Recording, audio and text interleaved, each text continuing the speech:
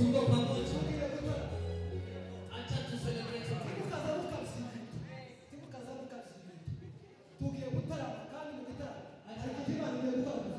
Nasema ndio mfupi celebrate Mungu na kwa pamoja tena. Wajane wakifurahia Mungu.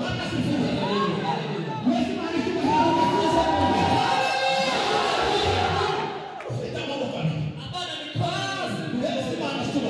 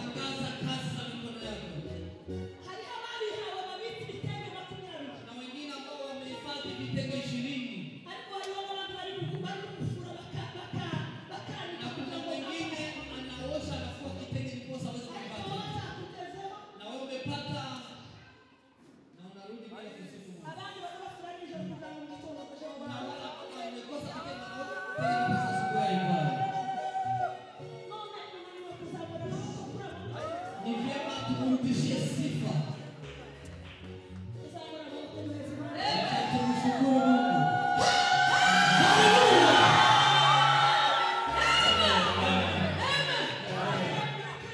Acha nifanye jambo hili.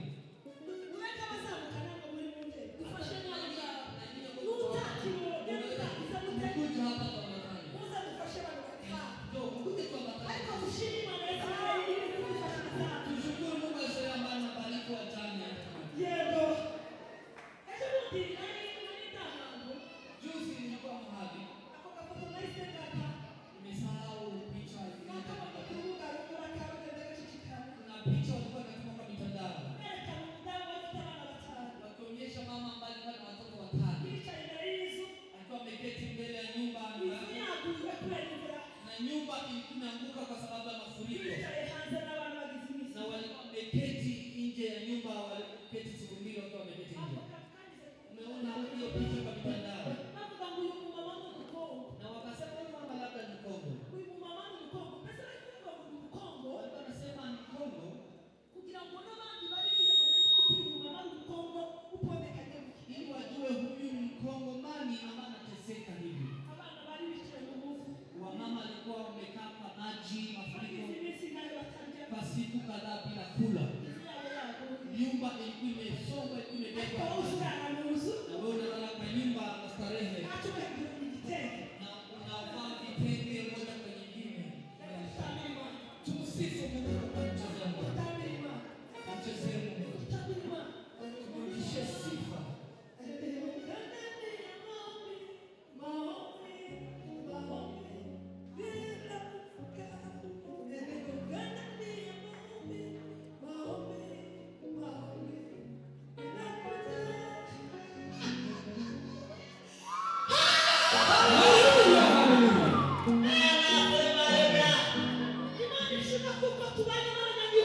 Bwana atukuzwe kama tumeshirikiana na wenyeji.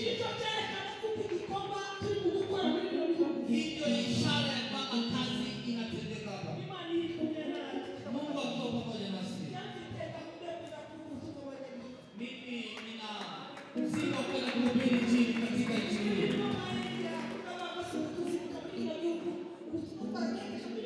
Mimi swali nimejiuliza, hapa nchini labda tufikishe Injili kila kona zote. Lazima tuingie kila kona za nchi ya Kenya. Hata uweze kuchezea Mungu. Tunashout haleluya tukisema kwamba, ee Bwana nitakusifu na moyo wangu wote.